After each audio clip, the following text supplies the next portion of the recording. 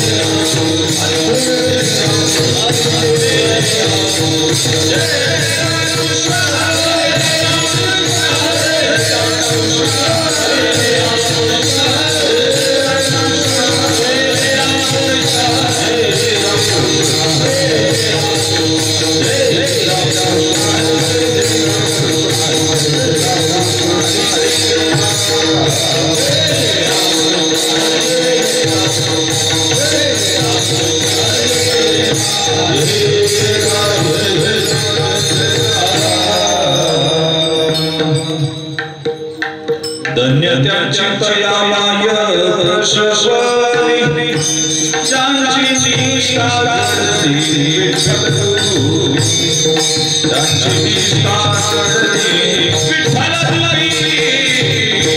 ज्यांची निष्ठा करती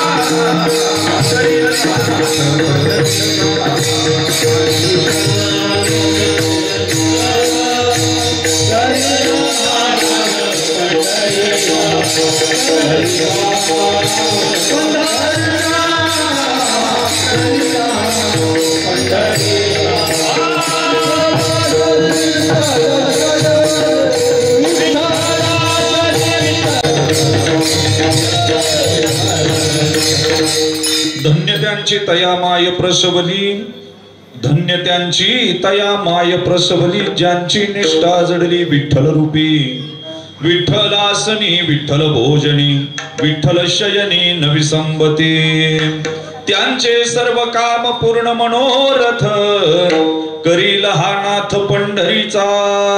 विठ्ठलासनी विठ्ठल भोजनी, विठ्ठल शयनी नविसंबती. निळा म्हणे ज्यांचा हेत पांडुरंगी, निळा म्हणे ज्यांचा हेत पांडुरंगी, रंगले ते जगी धन्य झाले.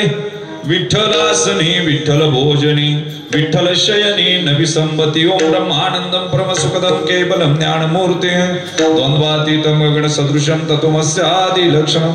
एकं नित्यमिमलमचलं सर्वदी साक्षिभूतं, भावातीतं त्रिगुणरहितं सद्गुरुं तं नमामि. योऽन्त प्रविश मम वाचमिमां प्रसुप्तां, संजीवयत्यखिल शक्तिधर स्वधाम्नां. अन्यावंशहस्तचरण श्रवणत्वगादीन् प्राणान् नमो भगवते पुरुषाय तुभ्यं. पांडुरंगा करू प्रथम नमन,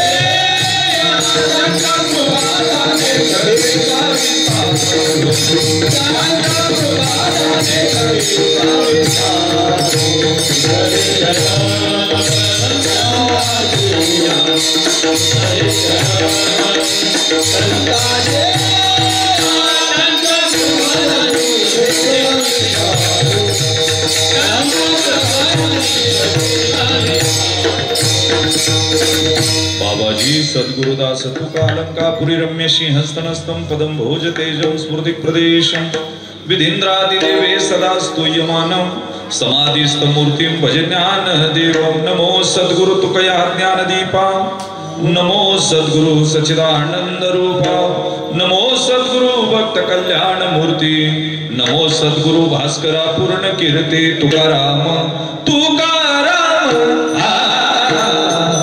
तुकाराम तुकाराम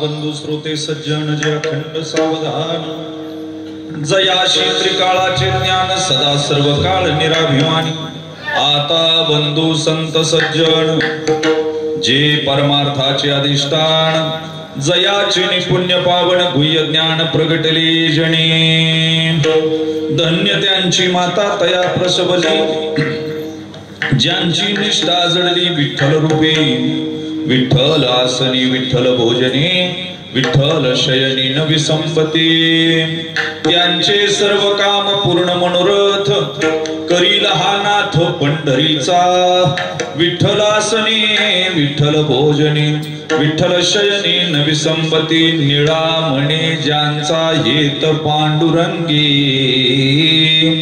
निळा म्हणे ज्यांचा हेत पांडुरंगी रंगले ते जगी धन्य झाले विठ्ठलासनी विठ्ठल भोजनी विठ्ठल शयनी विसंपती इंद्राणीच्या काठावर ज्यांचा कर्मयोग खुलला 700 श्लोकांवर ज्यांनी 9000 ओव्या लिहिल्या आईच्या अंतकरणानं भगवी पताका आडवी टाकली ज्ञानेश्वरीला पूर्णविराम दिला चांगदेव 65 गळ्यात उतरली हरिपाठ वारकऱ्याच्या कंठावर गुजराव करू लागला त्याचे तरंग इंद्राणीच्या पाण्यावर उमटले नभांगणाला भिडले नभांगणातून उद्घोष झाला आणि वारकऱ्याच्या मुखार बिंदातून महाराष्ट्र प्रांतामध्ये हरिपाठ बाहेर पडला हरिमुखे मना पुण्याची गणना कोण करी ज्ञानदादानं सद्गुरूपी दादाकडे पाहिलं दादा रे अवतार संपवा वाटतो ज्ञानराजा काम संपलं दादा आता अवघेची त्रैलोक्य आनंदाची आता चरणी जगन्नाथा चित्त ठेले ज्ञानोबराय समाधिस्थ झाले निवृत्ती दादानं शिळा सरकवली महाराष्ट्रामध्ये ज्ञानाचा अंधकार झाला आणि पुढे काहीशे वर्ष महाराष्ट्र अंतरात चाचपडत राहिला कुणी एका जन्माला येतो का कुणी तुका जन्माला येतो का कुणी नामा जन्माला येतो का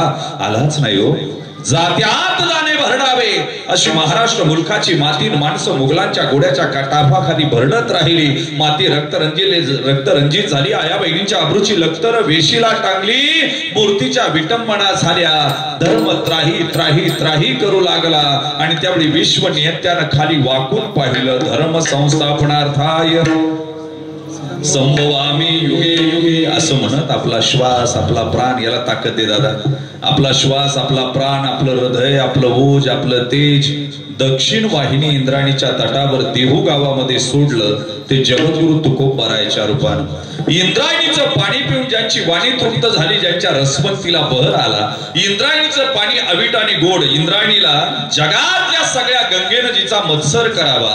मत्सर या शब्दाचा वैदांतिक अर्थ असा आहे, मत्सरती इति मत्सराः, माझ्यापेक्षा मागचा पुढे गेला की माग राहिल्याच्या मनामध्ये जे कंपायन, उद्भावन, स्पिरिट, स्पंदन तयार होतात त्याला मत्सर असं म्हणायचं। शरयूनं फक्त प्रभू रामचंद्राला पाहिलं, यमुनेनं फक्त कृष्णाला पाहिलं, पण माझ्या इंद्रायणीनं 3 धर्म योद्धे मांडीवर खेळवले, वाढवले, बहरवले, फुलवले आणि या जगातून त्यांना शाश्वत नैनांनी निरोप दिला।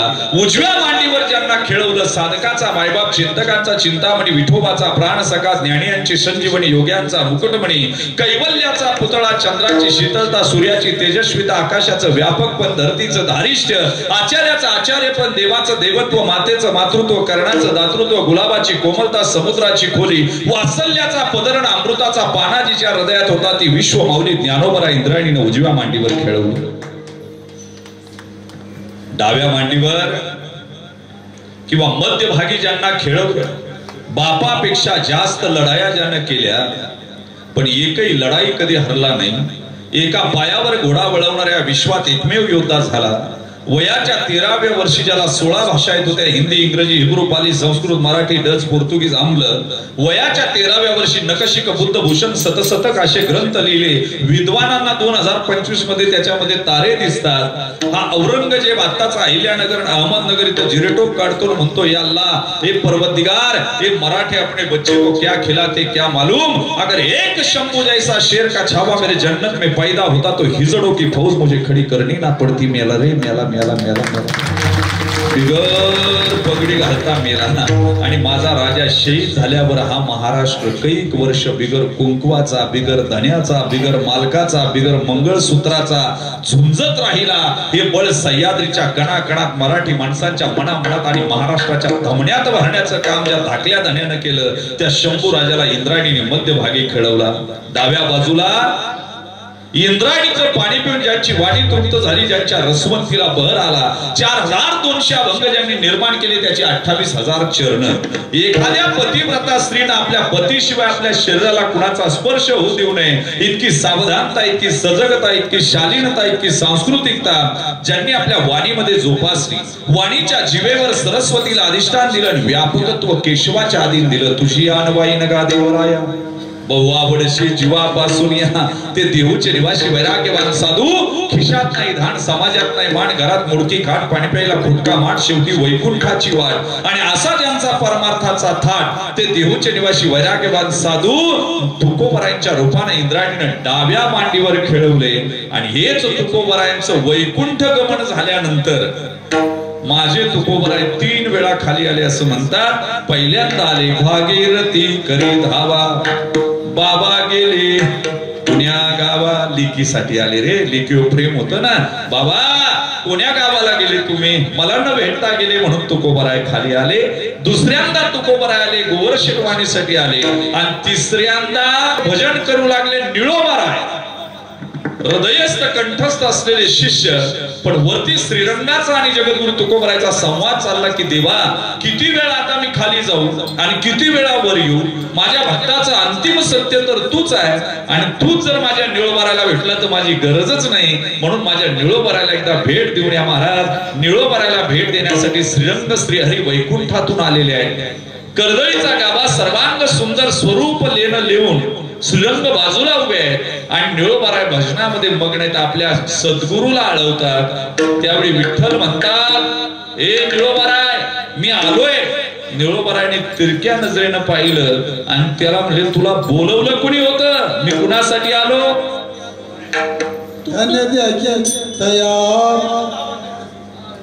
तयाचा धावा करीत असे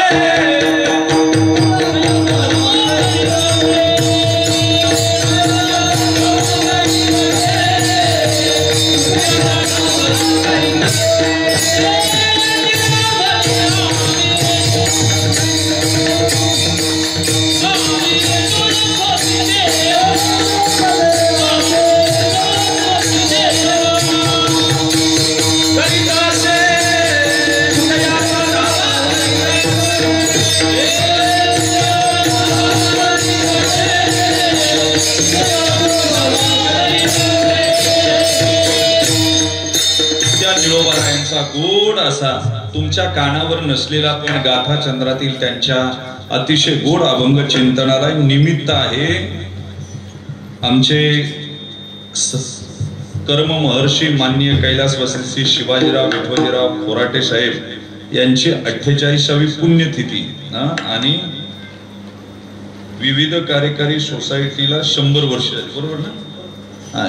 त्या शतकपूर्तीच्या निमित्तानं असा दुग्ध शर्करा योग या गावानं आणि साहेबांच्या समर्थकांनी घडून आणला.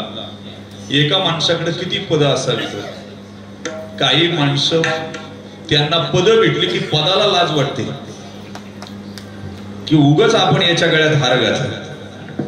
पण काही माणसं त्या पदावर बसली की पदाला स्वाभिमान असतो की बास आज न्याय मिळाला. काय मिळाला? त्यातले शिवाजीराव दादा असतील. खऱ्या अर्थानं किती पद भूषवावीत. धरणाचे शिल्पकार, राधानगरी तालुका संघ संस्थापक, बिद्री साखर कारखान्याचे संस्थापक, भूविकास बँकेचे संस्थापक, सरवडे शिक्षण प्रसारक मंडळ सरवडेचे संस्थापक आणि दत्त विकास सेवा संस्था मर्यादित सरवडे याचे संस्थापक. इतकी पद दादांना सहज मिळाली नाही. त्यांनी अतिशय संघर्ष केला. पण संघर्षाबरोबर सुद्धा त्यांनी काय गमक आयोजन केलं असेल, त्यांचे कुळ कसं असेल आणि त्यातूनही शिवाजीराव नावाचं एक रोपट वरती आलं. वटवृक्षाला त्याने गवसणी घातली, चंदनाचा सुवास इतरांना दिला. चंदनी खोडासारखं स्वतः झिजत राहिले पण सुगंध मात्र इतरांना देत राहिले. त्यांचं जीवन कसं असेल हे सांगणार अतिशय हरिभक्ताच्या प्रती समर्पित भाव ठेवून निळोबारायांनी जे जीवन चरित्र सांगितलं त्याला अनुरूप जीवन असावं असं काहीसं चिंतन आहे. त्यांचे चिरंजीव आदरणीय साहेब आता चेअरमन आहेत बिद्री सहकारी कारखान्याचे. मला दत्तरावांनी सगळी माहिती येता गाडीत सांगितली. भाग्यवान आहे.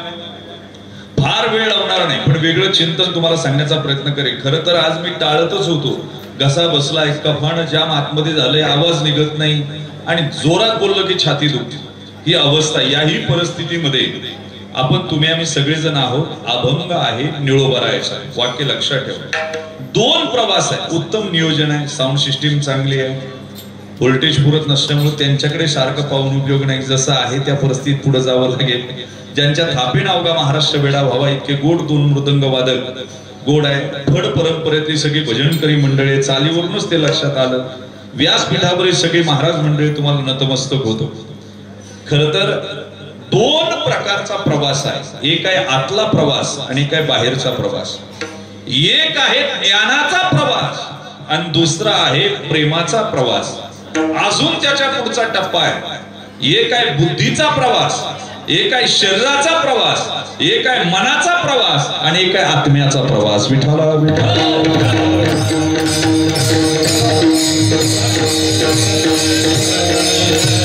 शरीराचा प्रवास थांबणार आहे. शरीर नाही संपलं तर ते अजिबात. त्याला पंचप्रलय वेदांताने सांगितले बरं का. प्रतिक्षण प्रलय, प्रतिदिन प्रलय, ब्रह्मांड प्रलय, आत्यंतिक प्रलय आणि मरण प्रलय. किती प्रलय सांगितले वेदांताने. शरीर मरताना लेख बापाला विचारती, बाबा मला ओळखलं काय? काय म्हणते? हे वाक्य सोपं समजू नका तुम्ही. मरताना पोरं बापाला विचारतात आम्हाला ओळखलं का? ते म्हणतं मला आता डोळ्याने दिसत नाही, तुम्ही कोणी मला हे कळत नाही. काय म्हणताय? हा शरीराचा प्रवास आहे. तुम्हाला अंदाज नाही. ज्या लेकीला ज्या लेकराला अंगा खांद्यावर वाढवलं, मोठं केलं, खेळवलं ते मरताना विचारताय की मला ओळखलं का? आणि हे म्हणतोय मला ओळखता येत नाही. कौशल्याच्या मांडीवर डोकं आहे दशरथ राजाचं आणि कौशल्याला म्हणतो आता माझे पाय गार पडायला लागलेत, डोळ्याचं विजन कमी व्हायला लागलंय, कानांना ऐकू येत नाही, ब्रह्मांडामधला आतमधला मर्मस्थानाचा वारा मला जाणवतोय. हा शरीराचा प्रवास. शरीर आता तुम्हाला कळत नाही. शरीर घेऊन कुणाच्याही दारात तुम्ही उभे याच्या इतकं दुर्दैव्य नाही. वाक्य ध्यानात ठेवा. शिवाजीराव दादांसारखी माणसं योग्य दारात उभी राहिली, योग्य ठिकाणी पोहोचली. तुम्ही आम्ही कुणाच्या दारात उभे हे तुम्हाला कळालं पाहिजे. आणि देवाच्या संतांच्या दारात जाण्यासाठी पहिलं इतरांच्या दारातून मागे फिरावं लागते तेव्हा जाता येईल. काय कळालं तर पामी काय फार श्री गुरुचे द्वार पैसे. काय ज्ञानोबरायची ज्ञानेश्वरच्या एवढा तुकडा कळा. कोणाच्या दारात उभे राहू नका येड्यांच्या. आणि संत म्हणून संतांच्या सुद्धा नको त्यांच्या दारात उभे राहू नका. ज्यांना संत म्हणलं, बरं का, वाक्य ध्यानात ठेवा, ज्यांना महाराज म्हणलं ते वेगळे आणि जे संत आहेत ते वेगळे. महाराज म्हणले ते तुरुंगात आहेत आणि संत म्हणले ते 450 वर्ष 750 वर्ष समाधीत भजन करतायत. कळालं तर पहा मी का बोल. सगळे संत व्यापारी नाही आणि सगळेच व्यापारी संत नाही. सगळे संत जादूगार नाही आणि सगळे जादूगार संत नाही. संत ओळखता आला पाहिजे. कुणाच्या दारात उभे तुम्ही, तुम्हाला कळालं पाहिजे. नको त्याच्या दारात उभं राहून आपल्या आयुष्याची माती कर. रावणासारखा स्वरूप सुंदर आणि श्रीलंका त्या लंकेचा मालक सुवर्णाच्या रामाच्या झोपडीच्या दारात उभा राहिला भिकारी झाला. काय बोललो कळालं तर पहा मी का बोल. तुम्ही कुणाच्या नाही, ज्यांच्या नादी लागला.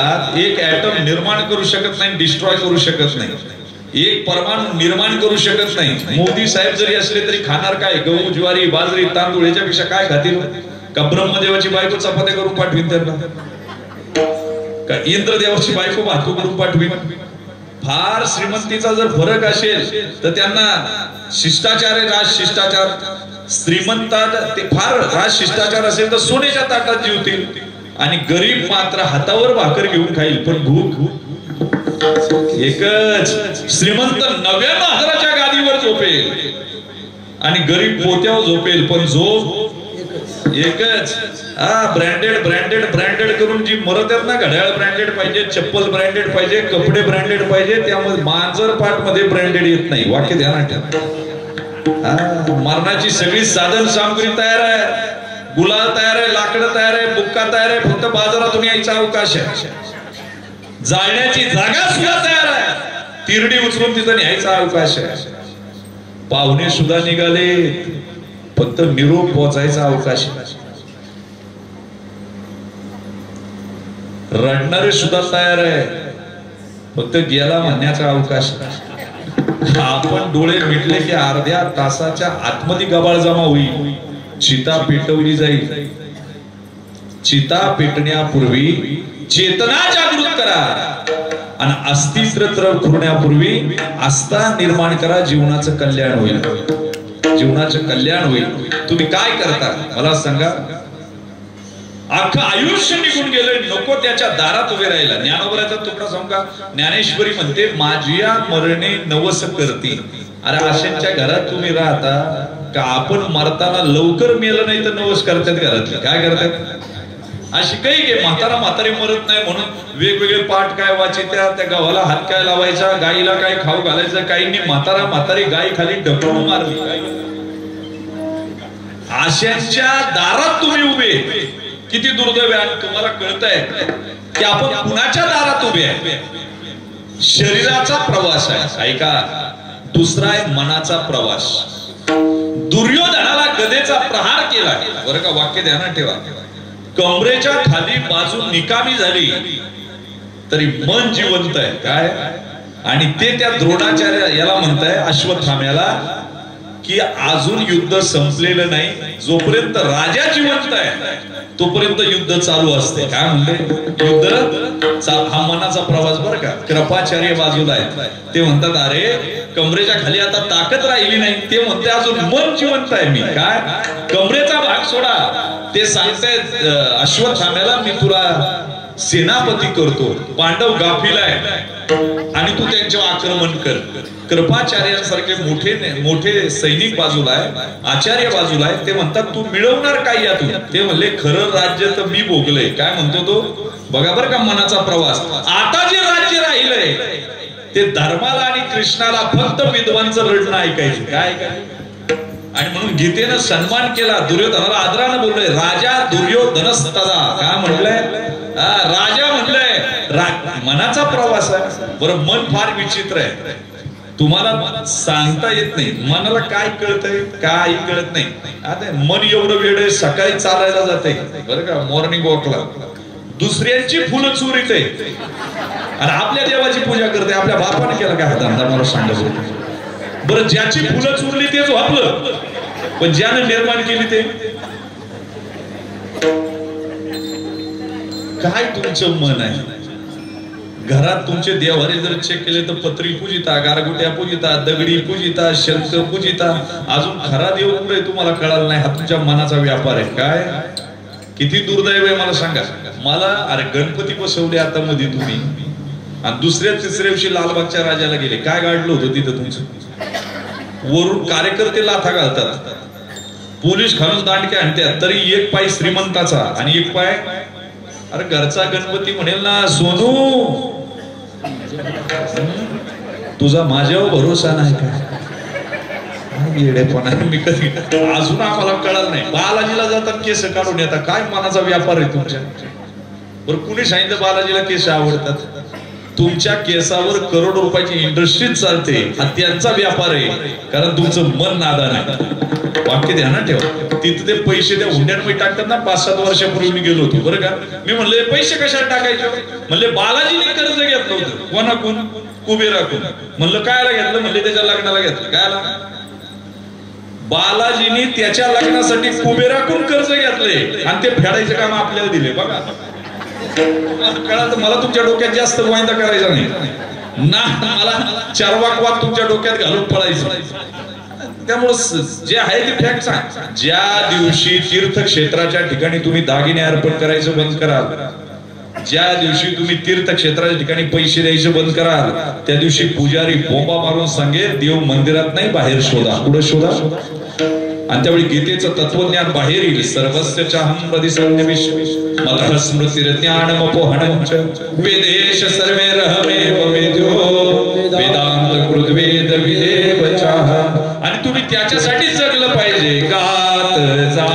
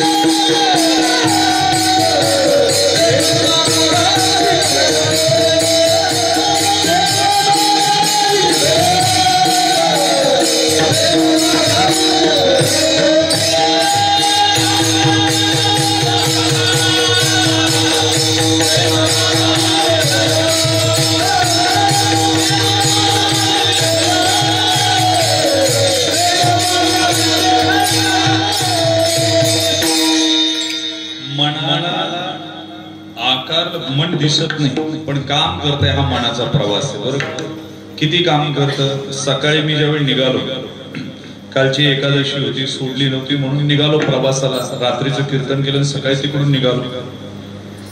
सकाळी 9ला प्रवास चालू केलाय बघा. आता उतरलो. आता इथून चालू करायची, उद्या भिवंडी गाठायची, काल आहे मुंबईला. अख्ख्या रात्रभर प्रवास. एका हॉटेलमध्ये बसलो मी. मेनू कार्ड आला आणि एकानं ऑर्डर दिली. म्हणला इडली सांबार आणा. सकाळी काय म्हटला तो? इडली सांबार आणा. ऑर्डर घेतली, वेटरला आतमध्ये गेला. ते शेजारी एक जण होता, त्याने मेनू कार्ड पाहिलं आणि त्यानं ऑर्डर दिली इडली मेदूवडा द्या. आता त्याची ऑर्डर यानं ऐकली आणि हे म्हणते आपली ऑर्डर सांगायची चुकली. तेवढ्याच पैशात डबल पदार्थ आले असते. काय त्याच्या डोक्यात? डबल पदार्थाची चव चाखता आली असती. आता इडली आली पण इडली सावत्र वाटायला लागली. त्याला ते तिरक्या नजरेनं चोरून त्याच्या वड्याकडे पाहत. याचं नाव मन आहे. काय ऐका, 5 मिनिटानं त्या वड्यात केस निघाला. आणि केस निघाले होते वड्यावाला वेटरला म्हणतो हे खाऊ घालता काय लोकांना ते म्हणते बरं झालं बुवा आपण वडा नाही सांगितलं किती वेळा नाही मग मनुष्य म्हणलं येड किती येड मला तुम्हाला सांगा एक मालक फॉरेन वरून आला त्याने इम्पोर्टेड घड्याळ आणलं होतं कुठेतरी रात्री ते ठेवलं त्याला लक्षात येईना त्यानं नोकराला सांगितलं राम अरे अमेरिकेहून आणलेलं घड्याळ रे सापडतंय का बघ ते नोकरानं शोधलं म्हणला कुठं याला कमी पेटवलं ते इस्ताई जायचं नाही म्हणले घेईन नवीन रामू घड्याळ सापडलं का म्हणला मालक सापडलं खूप शोधलं पण सापडलं नाही मालक म्हणले काय तुझं नशीब फुटलं रे मी सकाळी जेव्हा म्हणलं होतं ते घड्याळ तुला देऊन टाकीन काय म्हणा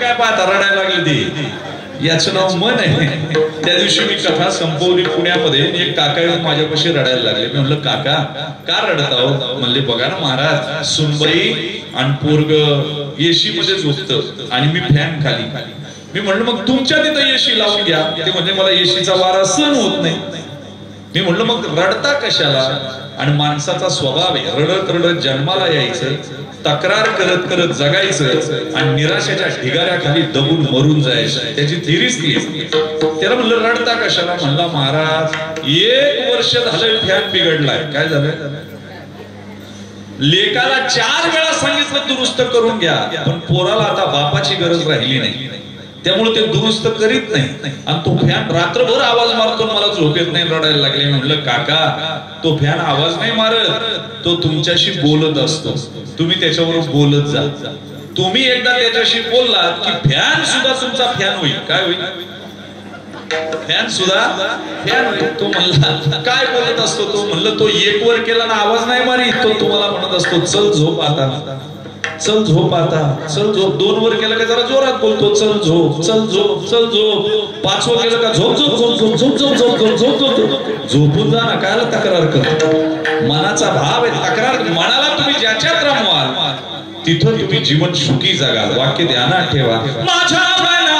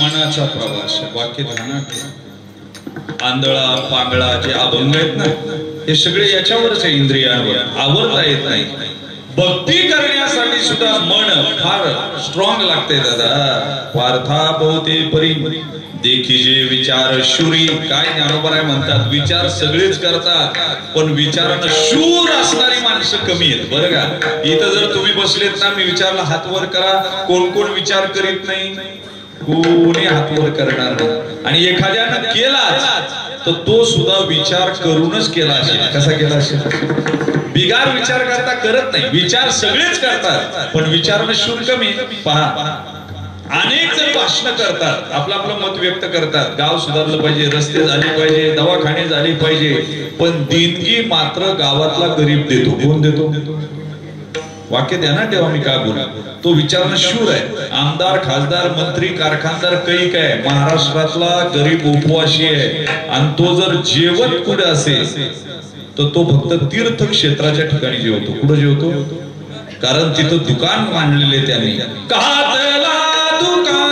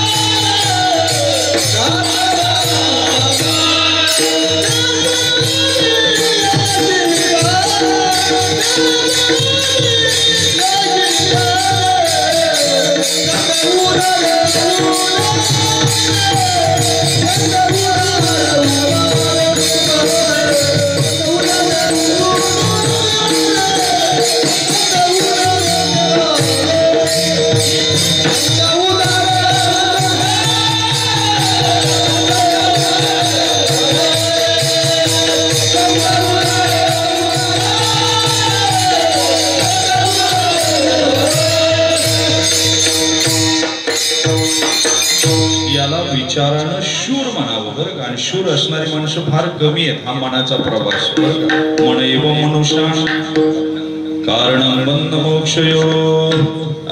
मन वाईट आहे गड्या. ऐका, रावणानं सीतेला पाहिली नव्हती काळी गोरी. 14 वर्षापूर्वी पाहिली होती स्वयंवरात. त्याच्यानंतर कशी पाहिली नाही. पण शूर्पणखेनं वर्णन केलं आणि मनानं धाव घेतली. लंका जळाली. इंद्रजितासारखा पोरगा मेला. आयुष्य संपलं दादा. याचं नाव मन आहे. वाक्य लक्षात ठेवा. म्हणून मनाला सुद्धा पूर्णत्व येणं फार महत्वाचं आहे. आणि ते येणं कसं होईल मी नेहमी सांगितलं. महिला वर्गांनी आता शंकराला पाणी घालायचं फार वेळ आहे बघा सगळ्यांना. सकाळी उठलं का 1 लोटा जल. सब शंकर काही इतका भोळा नाही. घराची लॉज करून ठेवले. खानावळ्या केल्या. झोपायपुरतं घरी यायचं, खायापुरतं घरी यायचं, शंकराला पाणी घालायचं. येडा ऐकत होतो. शंकर स्वप्नात आला होता. म्हणला तुम्ही आज रात्री कीर्तनाला गेले की तिथल्या बायांना सांगा मला पाणी नका घालू, निमोनिया झाला मला. पहिलं नीट वागायला शिका घरात.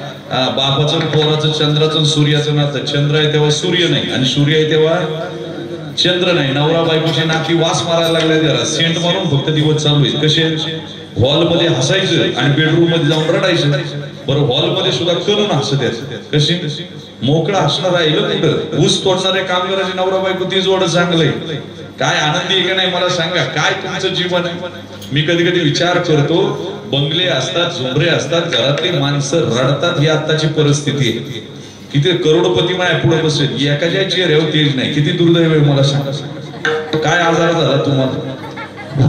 बरं मला सांगा कोणासाठी करायचं. ज्ञानोबा आहे म्हणजे तुम्ही झाडाला पाणी घाला, झाड फुलं देईल. झाडाला पाणी घाला, ते फळ देईल. झाडाला पाणी द्याला, ते सावली देईल. माणसावर उपकार करा, ते उलटणार म्हणजे उलटणार. लिहून ठेवा तुम्ही. तुम्ही बैलाला जीव लावा, रात्री 2 वाजता आली तर चाटीत येते. कुत्र्याला जीव लावा, तुम्ही कोल्हापूरला जाऊन या, रात्री 2 वाजता ते पायात घोटाळते. आणि एखाद्या दिवशी कोल्हापूरहून यायला उशीर होऊ द्या तुम्हाला आणि 12-1 वाजता दाराची कडी वाजवा. आतली शिव्या देत दरवाजा उघडतात जी आपली. कोणती फक्त मधी दरवाजा आहे त्यामुळे तुम्हाला दिसत नाही तेवढं बरं आहे. पाहे पादुद पवित्र आणि पाशी त्वचेची पदरा. तुम्हाला मला कळत नाही हे दुर्दैव आहे. हा मनाचा प्रवास आहे. तिसरा जो प्रवास आहे ऐका, तो बुद्धीचा प्रवास आहे. बुद्धी देवानं सगळ्यांना सारखी दिली. वाक्य ध्यानात ठेवा. काहींची बुद्धी 10,000वर नोकरी करते आणि काहींची बुद्धी 1 लाख रुपये पगार घेते. IAS व्हायचं, IPS व्हायचं. सांगा ना मी मगाशी बोलून गेलो. हे तुम्हाला जगणं कळालं पाहिजे. बुद्धी असते. साहेबांसारखा एखादा व्यक्ती जन्माला येतो. सामान्य आईच्या पोटी जन्माला आला. राजकारणाची परिस्थिती वाईट आहे पण त्यावेळी शब्दाला किंमत होती, विश्वासाला किंमत होती. मायबाप लोक नेत्यांना सुद्धा देव मानत होती यांच्या काळात. वाक्य ध्यानात ठेवा. आता विश्वास संपला. काल तर एक नेताच पोरग बापाला म्हणत होतं मला आमदार व्हायचे यावर्षी. बाप म्हणला हो नको. किती काम केलं तरी लोक चांगलं म्हणत नाही. ते म्हणते तुम्हाला वारसदार करायचं नसतं. ते बापाबरोबर बोलायचं बंद झालं. बंगल्याचं काम चाललं होतं. असं पहिल्या मजल्यावर उभं होतं पोरग. बाप म्हणला आमदार गेलो बोलायचं ना. म्हणला हा. म्हणले मार उडी तिथून. म्हणले मरण ना मी हातपाय मोडणार. मी तुझा बाप आहे ना, तुला कसा पडून देईल मी. मार ना उडी. बघा बरं बाबा मार. मारली वरून उडी. हात मोडले, पाय मोडले. म्हणला बाबा कसं काय. म्हणजे राजकारणातला पहिला नियम सांगतो स्वतःच्या बापावर सुद्धा विश्वास ठेवायचा नाही. तुम्हाला कळालं का पा. ही अवस्था आत्ताची आहे. विठ्ठला विठ्ठला.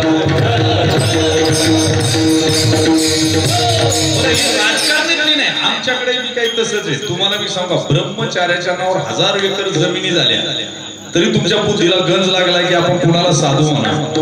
तुमची श्रद्धारूपी सीता चोरण्यासाठी अनेक रावण मार्केटमध्ये. कोणाच्याही पायावर आपला आयुष्य घालू नका. पोर देताना किती काळजीपूर्वक देता. पोरग काय गुटखा खाते का, वराती करते का, याच्या बापाची किती लग्न झाली पाहता की नाही. मला सांगा मग श्रद्धा ठेवताना किती खुंटा हलवणी करावा बळक. कुणाच्याही पाया पडत जाऊ नका. आणि निघून गेल्या वेळ कळतं. आणि महाराष्ट्राचं भारताचं दुर्दैव आहे मायबाप. हा आस्थेचा देश आहे, पण त्याची अवस्था झाली हे फार दुर्दैव आहे. वर्गामध्ये पहिल्या क्रमांकाला जी पोरं बसतात ना, त्यांचं टार्गेट असते 98% 99% बुद्धीच्या बाबतीत, बरं का. हे IAS व्हायचं, IPS व्हायचं, त्याच्या मागे एक वर्ग असतो 50 55 60 50 55 60. त्याला माहिती MPSC लढू शकत नाही, UPSC लढू शकत नाही. मग ते ग्रामपंचायतीपासून सुरुवात करते. ग्रामपंचायत, पंचायत समिती, जिल्हा परिषद, आमदारकी. काय त्या वर्षी नशीब उजाळलं, काय ती झाडी, काय ते डोंगर, काय ते हॉटेल झालं. मग त्याच्या मागे एक वर्ग आहे 40 45 40 45. त्याला माहितीये ना आपण आमदार होणार ना UPSC MPSC लढणार. ते कुठेतरी बिहारला गेलं, तिकडून पिस्तूल घेऊन आलं. त्याच्या मागे एक वर्ग आहे गुरुजी रिटायर झाले पण कधीच पास नाही झाले. आता काय झालं, जे 98-99% वाले ते IAS झालं, कलेक्टर झालं, त्यानं पदभार स्वीकारला, 4 स्वीकारला आणि खुर्चीवर बसलं जिल्ह्याच्या. जे 55-60% वाले होते ते आमदार झाले, काय त्यांचं नशीब मंत्री झाले, ते पालकमंत्री म्हणून त्या जिल्ह्याला आले. आता सॅल्यूट किती टक्केवाल्याने किती टक्केवाल्याला करायचं काय बोलतो कळलं तर पहा. या दोघांनी चांगला जिल्हा चालवला, पण जे पिस्तूल घेऊन आलं होतं ना ते काही गप्प बसा. या दोघांना निवांत भेटलोय आणि ते या दोघांना कंट्रोल करायला लागले. किती टक्क्यावाले? 40% या दोघांना.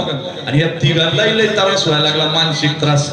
मग ते म्हणले मनच शांती पाहिजे. तुम्हाला तो आठवतो का कधीच पास नव्हता झाला. त्यानं दाढी वाढवली, जाटा वाढवली, एक मोठी कद घेतला हे, आणि त्याचा गुरुवारी दरबार लागायचा. हे तिघ जण तिथं जायला लागले पुढं, आणि हे त्याला हे कधीच पास न झालेलं या तिघांना कंट्रोल करायला लागलं. ही महाराष्ट्राची अवस्था आहे. वाक्य ध्यानात ठेवा, तुम्ही कुणाच्या नादी लागता तुम्हाला कळालं पाहिजे. विठाला विठाल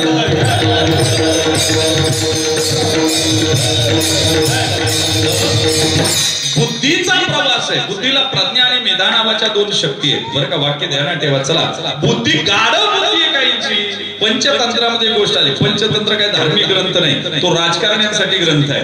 पंचतंत्रामध्ये गोष्ट अशी आहे बघा, की सिंह म्हातारा झाला आणि म्हातारा झाल्याबरोबर त्याला आता शिकार करता येईना, आणि 2 कोल्हे तिथं आले. म्हणले राजेसाहेब तुमचं राजे पण काल पण आज पण उद्या पण, तुम्ही काळजी करू, तुम्हाला शिकार करता येत नाही पण आम्ही शिकार घेऊन येतो. इथं बसल्या बसल्या तरी झडप घाला, तेवढी मारून खा, मग तुम्ही जगणार. याच नाव कोल्हे. आपल्या आजूबाजूला सुद्धा असे बरेच कोल्हे असतात, ओळखायला शिकत जा. शिय म्हणला जमन काय म्हणले घेऊन येतो ना. आता ते कोल्हे गेले गाढवाकडे. कोणाकडे? बरं, गाढवासारखा मूर्ख प्राणी नाही. ज्ञानोबा आहे म्हणले चंद्राच्या प्रकाशात चाललं तरी त्याला वाटतं पाठ तापन, म्हणून ते सावलीला जाऊन उभं राहतं. याचं नाव गाढव आहे. काय वाक्य ध्यानात ठेवा. गाढवा चेतानी, इतकं गाढव तुम्हाला काय सांगू. आमच्या आजोबा कीर्तना दृष्टांत सांगायचे. म्हणले एका गाढविणीला 2 पिल्ल झाली, बरं का. एक नेलं डोंबऱ्यानं आणि एक नेलं धोब्यानं. धोब्याच्या गाढवाला काम कमी, आपल्या सरावड्यातली सही कपडे जमा करायची, नदीवर जायचं, धोबी धुवायला बसला का ते चरायला जायचं, ते तब्येतीनं मजबूत राहिलं. पण डोंबऱ्याच्या गाढवाला काम लय. इथं खेळ झाला का पुढच्या चौकाचा दिवसभर ते फार असं झालं. 2 भावांची भेट झाली, बरं का. आणि ते एकाला विचारते, ते दुसऱ्याला विचारते, धोब्यावालं डोंबऱ्यावाल्याला, का रे तब्येत खराब केली. आता 2 गाढवं भेटली का एवढेच विचार येतात. ते म्हणते का तब्येत खराब केली. ते म्हणते माझा मालक अरे एवढे खेळ करतो म्हणला की जेव्हा खायला टाइम भेटत नाही बा कुठं बाहेर चरायला, तो म्हणला माझा मालक कपडे धुवायला बसला मी कसा जातो, तसं तू जात जाय ना. तो म्हणला मला जाता येत नाही ना, माझं काम अडकलेलं असते. म्हणजे काय अडकलेलं असते. ते म्हणते नाही माझं अडकलेलं असतं. अरे पण काय अडकलेलं असतं. नाही म्हणलं अडकलेलं असतं. अरे पण काय अडकलेलं असते. ते म्हणते तुला म्हणून सांगतो, मी सुद्धा तुम्हाला म्हणूनच सांगतो, फक्त गाढव कुठं अडकलं एवढंच बघायचं. तो म्हणला काय झालं, माझा मालक ढोल वाजवितो, त्याची बायको गठोड्यावर हात ठेवून त्या दोरीकडे पाहत असती. त्या दोरीवर गंगी नावाची एक पोरगी चालती, हातात काठी, बॅलन्स करत करत करत चालते. जोरात झोला बसला की बापाचं काळीज पिळवटतं. ते म्हणतं गंगे जर तिथून पडली तर तुझं लग्न या गाढवा बरोबर लावी. तुम्हाला कळालं तर बघा गाढव कोणामुळे अडकले आणि गाढवाची तब्येत कोणामुळे खराब झाली. हरिशी न भजशी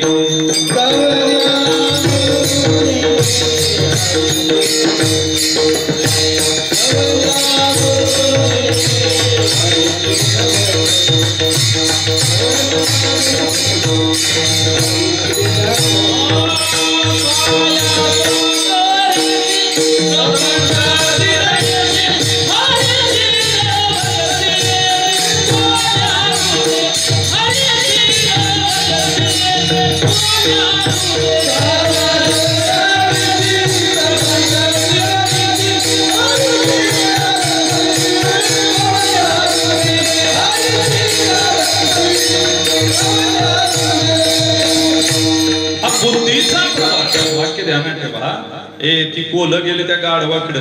आता गाढव लग्न करायच्याच तयारीत होतं, पण त्याला गाढवीन मिळत नव्हती चांगली.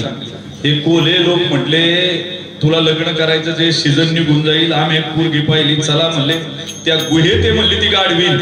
गाढव म्हणला शुभशे शीघ्र, त्याच्या कायला वेळ पाहिजे म्हणला मी येतो. पुढचा मागचा विचार केला नाही बघा का गाढव म्हणते. पंचतंत्र सांगतात ते गाढव गेलं त्या गुहेत आणि सिंहानं झडप घातली. ते गाढव कसतरी तिथून निसटलं, ते सिंहाच्या नाख्या लागल्या आणि ते गेलं मुक्कामाच्या ठिकाणी.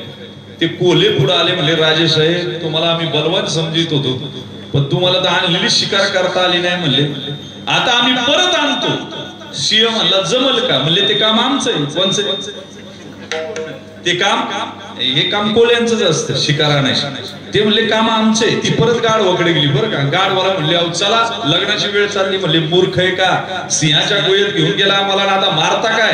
ते म्हणले गाढव साहेब तुम्हाला कळलं नाही, अहो ती गाढवीनच होती, पण ती मिठी मारायला आली, त्या गडबडीत तुम्हाला वाटलं ती सिंह नाही, काय तो सिंह आहे आणि तुम्ही पळून आला. गाढव म्हणला असं झालं काय? काय म्हणलं असं झालं काय? मग चला म्हणलं. गेलं ना माय काय पाहता, परत दिसलं नाही ते. गाढव बुद्धी म्हणावा हा बुद्धीचा प्रवास आहे, पण आत्म्याचा प्रवास काय? आत्मा परमेश्वराच्या दारात उभा करा. आता येत असताना मी एका ठिकाणी थांबलो पा, बदाम तेल काढून देत होते रस्त्याला. ते हातावर काढतात तेल लाकडी घाण्यावर, आणि मला बदामाचं तेल पाहिजे होतं म्हणून मी थांबलो. एक जण तिथं आला, म्हणला माझ्या डोक्याला केस येत नाही, जरा तेल द्या. त्यानं मस्तपैकी 2-4 तेल एकत्रित केली त्याला दिली. मी म्हणलं कायच तेल आहे? म्हणले डोक्याला केस येत नाही त्याचं तेल आहे. मला हसायला आली हो. ज्यानं तेल दिलं त्याच्या डोक्याला एकही केस नव्हतं. अरे कोणाच्या दारात उभा आहे ते तर पाशील की नाही, आम्ही पाहत नाही, ते दुर्दैव आहे. मग आत्म्याचा प्रवास पुढे पाहिजे. पाविजे उत्तम निजस्थान. काल मी एका महाराजाला विचारलं बरं का, गाडीत बसणं, माझ्या तारीख त्यानेच दिली होती. ते मला विचारतात, मी विचारलं म्हणलं महाराज वैकुंठ कुठे आहे? ते म्हणले शेवाळे महाराज तुम्हाला वैकुंठ माहित नाही का?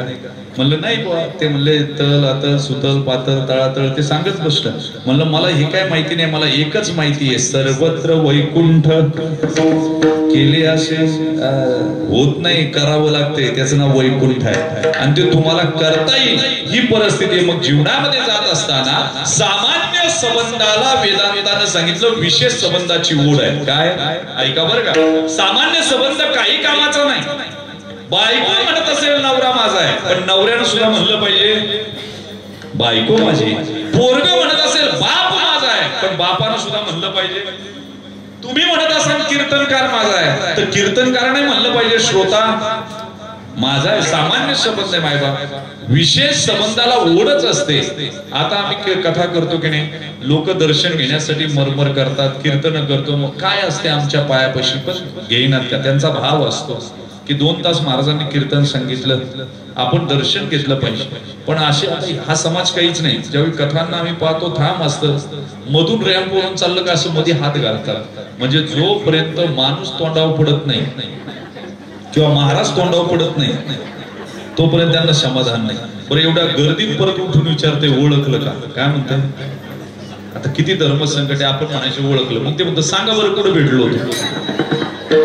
मग आपण म्हणायचं चेहरा लक्षात येऊ, पण कुठं भेटलो ते ध्यानात नाही. ते म्हणतो काय महाराज आमच्या घरी आले, कांदा पोहे खाले, कॉफी पिले, विसरले का खालेलं का तिथं पुढं? किती अवघड आहे. आता जर मला कोणी विचारणं ओळखलं का, मी म्हणतो ओळखलं. ते म्हणतो सांगा कोण आहे?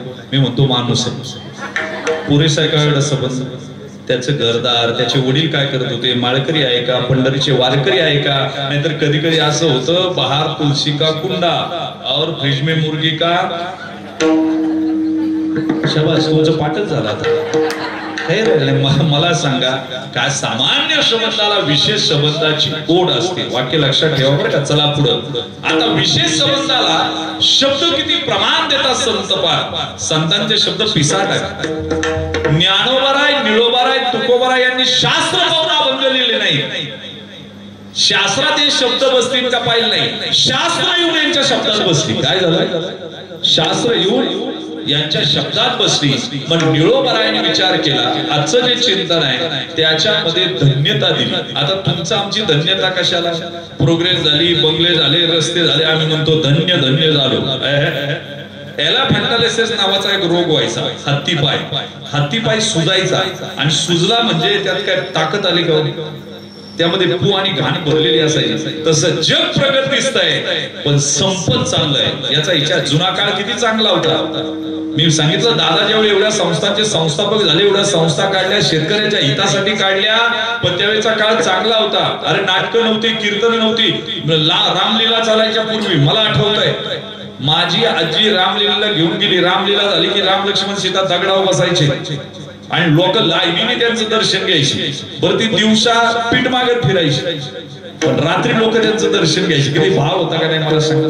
एकदा तर आम्ही गेलो, रामलीला संपली, राम लक्ष्मण सीता बसली होती शेजारी, रावण सुद्धा देवाचे कपडे घालून बसला होता. मी त्याच्या पायाला वाकलो. मला काय कळत होतं? मला वाटतं हाय मी देवाची. आजीना असा गुद्दा घातला पाठीमागून, म्हणली, मूर्खा, तो दुष्ट आहे, त्याच्या पाया कधी पडायचं नाही. किती संस्कार पेरले जात होते ध्यानात. त्यानंतर नाटकं आली. नाटकामध्ये अनुकूल परिस्थिती नव्हती, पण आनंद होता. अरे त्या विलनच्या जर मस्तकावर जर गन लावली ना त्या हिरोनं, तो म्हणायचा, थांब, तुझे 100 अपराध भरले, तुला यम सदनाला पाठवी. आणि तेव्हा स्टेजच्या पाठीमागे कोणीतरी फटाकडा वाजवायची. काय करायचं? आणि फटाकडा वाजला की मग हा मारणार. काय? एकदा तर एक नाटक मी असं पाहिलं, ते हिरो त्याच्या कानफटीला बंदूक लावून आहे आणि सारखं म्हणते, तुझे 100 अपराध भरले, तुला यम सदनाला पाठवतो. पण दिवस होते पावसाळ्याचे. काय माग काय फटाका वाजला, माचीची गाडी संपली पण फटाका नाही वाजला. पण ते नाटकात काम करणारे, कीर्तनकार, माईको बोलणारे हुशार असतात. मार्केटिंग करणारे, मार्केटिंग वाले तर लय हुशार. टाकल्या माणसाला सुद्धा कंगवाई की त्याला काय अडचण नाही. ते नाटकातलं हिरो त्यानं पाहिलं, बाजूला सुतळ कापायला चाकू होता, तो घेतला, म्हणला, बंदुकीच्या गोळीतून तुला मारावं एवढं सुद्धा तुझं पुण्य नाही, आता चाकू उपसून मारतो म्हणला. काय म्हणला? आणि चाकू छातीवर ठेवल्या, तेवढ्यात फटाकडा वाजला माग. अरे विलन असला, हिरो असला, लोक असली, प्रतिकूल परिस्थितीमध्ये आनंद होता. आता आनंदात सुद्धा प्रतिकूल परिस्थिती आहे. विठाला विठाला.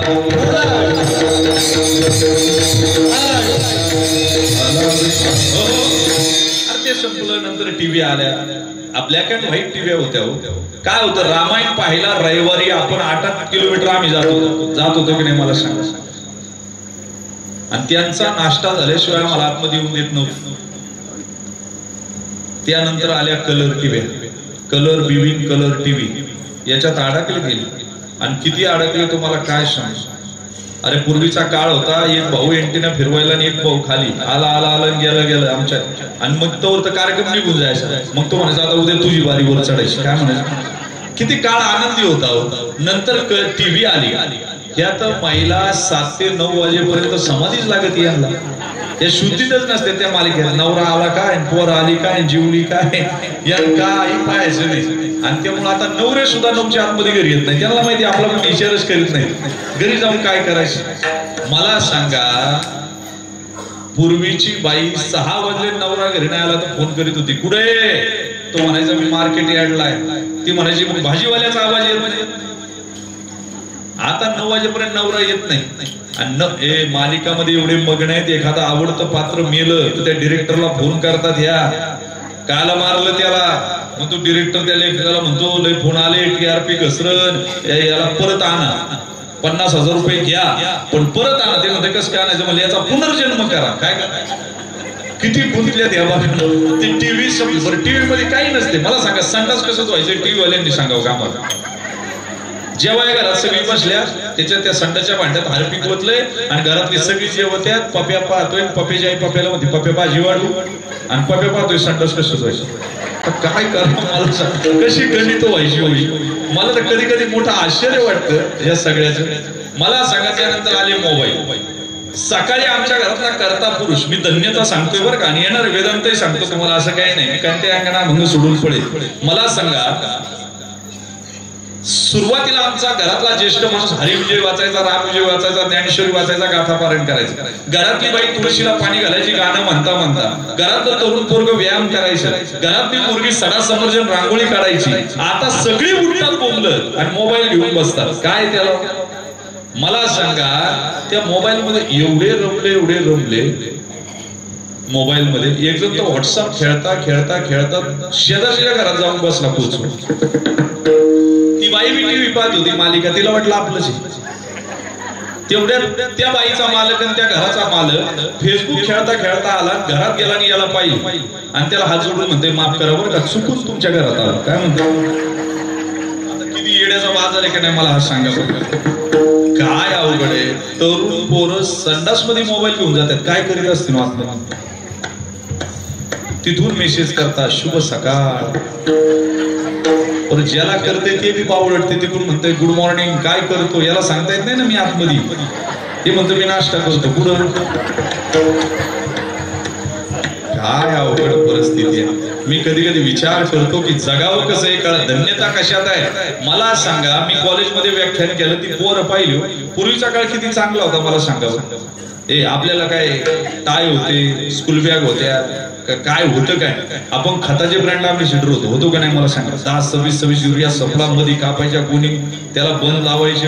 या वहीचं पान फाड, त्या वहीचं पान फाड, दाबणाने शिव, ब्लेड पान, सिस्पिनचे साग, फोडरोपर नाकात घाल. साधी काम होती का आपल्याला. 20 पैशाला ते फुल यायचं, वरून पाणी टाकायचं, तांब्यात 20 तू घेऊन इस्त्री करायचं काय. किती आनंद होता. टिफिन बॅग बापाचं धोतार फाडायचं, गोटा साबण यायचा त्याने धुवायचं. मी धन्यता सांगतोय तुम्हाला. येतो परत सुभाषितावर. किती मला गोटा साबणाने धुवायचं. साबणावर सुद्धा प्रेम करायची. माय आजी त्यांनी दुवाड होती. पाहुणा आला ना आंघोळीला गेला की मला म्हणायची बघून ये किती साबण लावी तो अंगाला. किती साबणावर प्रेम होतं तिचं मला सांगा. पण जुनी लोक मनानं निर्मळ होती. मरेपर्यंत मला साई खाऊ नाही दिली तिने. मला म्हणायची साई खाऊ नको, मिशा येत नाही. काय म्हणायची. मिशा आल्यावर म्हणलं खाऊ का, म्हणली तुझ्या पोराला यायचं नाही. ती मेल्यावर 13 झाल्यावर कचकून साई खाली बघा. पण ती म्हणत होती ते खरं होतं. ती कोणत्या विद्यापीठाची पदवीधर नव्हती, पण तिला माहिती होतं स्निग्ध पदार्थ खाले का बुद्धिमान होते, कोलेस्ट्रॉल बूम होतं आणि माझा नातू हुशार राहिला पाहिजे हा तिचा भाव होता. काय होता. जुनी हुशार होती मंडळी. मला सांगा ना, आई भाकर करायची अशी फुगायची भाकर कुणाची भाकर फुगत नाही बरं का. महिला वर्ग जिचं नवऱ्यावर प्रेम आहे, जिचं पोरांवर प्रेम आहे, घरात जीव आहे, तिचीच भाकर फुगणार. तुम्ही उद्या करून बघा लागलं तर. या म्हणतील मुर्दा कुठून धरून आणला नाही फुगल्या. भाकर फुगली का त्याचं पोट फोडायचं, तेल मिरची टाकायची, लोणचं टाकायचं, गठुडं बांधायचं काय निघालं. आता भाकर फुगत नाही, भाकर करणारी फुगती. तिथे गेलं का पाणी प्यायला काय वॉटर बॅग नळकंड्या वड्यावर जायचं. जनावर जसं पाणी प्यायचं जरा करायचा, 4 गुडघे पाय हात टिकून पाणी प्यायचं. खेळायचं तर पुढे खेळायचं, घसर उलट्या, चड्डी फाटली ताई थिगळं लावायची. पूर्वी शिवलेल्याला किंमत होती. आता जितकं जास्त फाटलंय तुम्ही जा जीनची पॅन्ट घ्यायची. जेवढी जास्त फाटली तेवढी तिची किंमत. आणि शिवाय मोकेच्या ठिकाणी जर फाटली असेल तर अजून किंमत जास्त. काल मी एका कॉलेजमध्ये व्याख्यान केलं ना, असे पोरांचे घोळके येत होते. बॉम्ब स्फोट मध्ये कसे उद्ध्वस्त होते. पॅन्टी फाटलेल्या, केस अशी वाढली. मी म्हणलो यांना काय झालं. काल तर माझ्या एका मित्राचं पोरग केस कापून आलं. मी म्हणलं काही नाव्याला मध्ये काम निघालं का रे, सोडून गेला. नाही म्हणले महाराज स्टाईल आहे आता. पण नावी गणितात 100 पैकी 100 मार्क मिळवणारा असला पाहिजे. ऍक्युरेट, काटकोन, त्रिकोण सगळ्या रेषा मारून ओके असते त्याचे. तुम्हाला कळतच नाही आपल्या धन्यता काय. तुम्हाला वाटतंय का टीव्ही पाहून आम्ही तसं वागतो. त्या नेटच्या बाया आणि टीव्हीतल्या बाया पाहून आम्हाला वाटायला लागलं की आमची आई कुरूप आहे. काय वाटायला लागलं. आमची आई कुरूप आहे त्या नेटवरच्या बाया आणि टीव्हीतल्या बाया पाहून. पण तुम्हाला सांगतो आपल्या आईनं मेकअप केला ना, ती त्यांच्यापेक्षाही सुंदर दिसेल. पण घरातली सगळी उपवाशी बसतील. वाक्य ध्यानात ठेवा. ती कर्मप्रधान आहे. तुम्हाला कळत नाही ते दुर्दैव आहे. मला सांगा, रामदेव बाबाचा योगा पाहून योगा करणं कितपत उचित आहे. पहिले शरीराला फिट करा. त्यांचा जो बिझनेस आहे, खिसा नसलेल्या माणसाचा एवढा मोठा बिझनेस पहिल्यांदा आहे. वाक्य ध्यान ठेवा. ते काय करते, फुसफुस फुसफुस फुसफुस सकाळी करते, आपणही तेच करतो. त्यानं पाय अडकावला का आपणही अडकून घेतो. त्याचा निघतो, आपला निघत नाही. मग ते बायकोला म्हणते अगं पायी काढू लागते, ती दुसरा घालून घ्या म्हणजे माझी कामं उरकतील. विठाला विठाला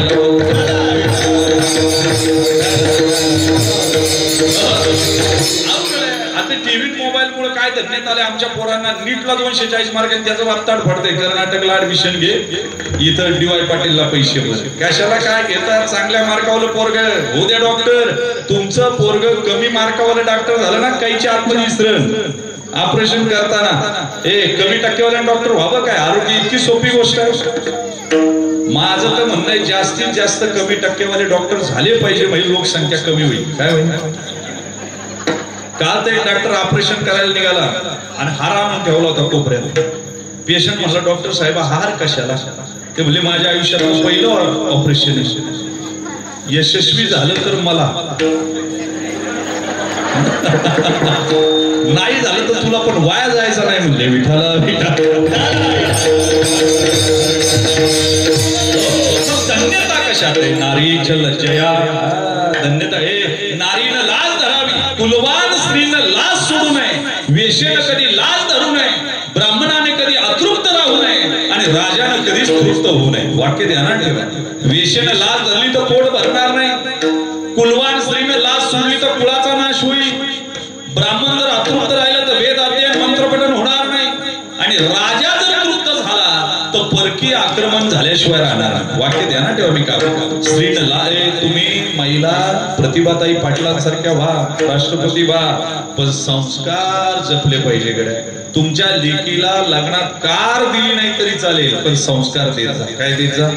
कार दिली ना जिवंतपणे नरक करीन त्या सासरचा, आणि संस्कार दिले ना अरे शीतेसारखी जंगलात सुद्धा स्वर्ग निर्माण करेल. काय करेल? वाक्य द्या. मी येताना आता पाहिलं त्या आकुर्डीच्या DY पाटीलच्या पुढून येत होतो बरं का. अरे पुरी सिगारेटी ओढीत होत्या, हातामध्ये चहाचे कप, पण पुरी सिगारेटीचे धूर सोडत होत्या. मी म्हणलं माझे डोळे का फुटले नाही?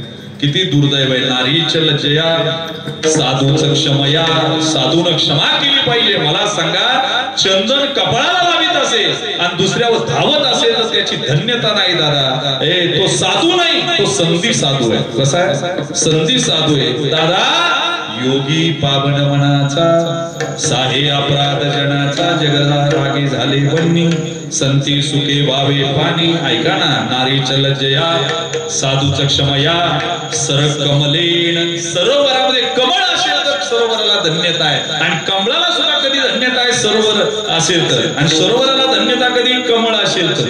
किती आनंद. सर कमलेन रूप विमलेन. राजा कसा पाहिजे? विमल पाहिजे. विमल म्हणजे विमल गुटखा खाणारा नको. राजा कसा पाहिजे? विमल दयावान पाहिजे. ज्याचं तुम्ही हे राजे आजही लोक गेल्याच्या नंतर सुद्धा 40-40 वर्ष त्यांच्या स्मृतींना उजाळा देतात असे राजे पाहिजेत. काय पाहिजे?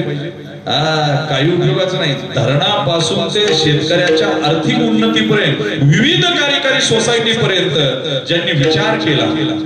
एक साखळी असते, पाणी उसाला जाईल, कारखान्याला जाईल, तिथले पैसे परत बँकेमध्ये येतील, बँकेतले पैसे पुन्हा शेतकऱ्याच्या खिशात जायचे असतील तर विविध कार्यकारी सोसायटीतून गेले पाहिजे. एवढी बुद्धिमत्ता नेत्याला असावी लागते. कुणाला असावी लागते? नेता पाहिजे, पण रम्मी खेळणारा जर असेल. मी काय बोलायला घालत नाही, मी वकील आहे. तुम्ही काय होणार? फक्त तिकडे काम नाही म्हणून मी इकडे. तुम्ही परत बोलवायचे नाही, पण आमचा 1-1 रुपया माझ्या बापानं अंगाला चिर पडेपर्यंत उसाला पाणी भरलंय, आणि तुम्ही जर रम्मी खेळत असाल त्या विधानसभेचा खर्च आम्ही करतोय. कोण करतोय? वाक्य लक्षात ठेवा. माझा बाप राब राबतोय शेतामध्ये, त्याच्या हाताला फोड आले कष्ट करून करून. आणि राजा असा पाहिजे, दयावान पाहिजे. एक जण म्हणला मला सप्ताच्या मीटिंगला बोलवलं नाही.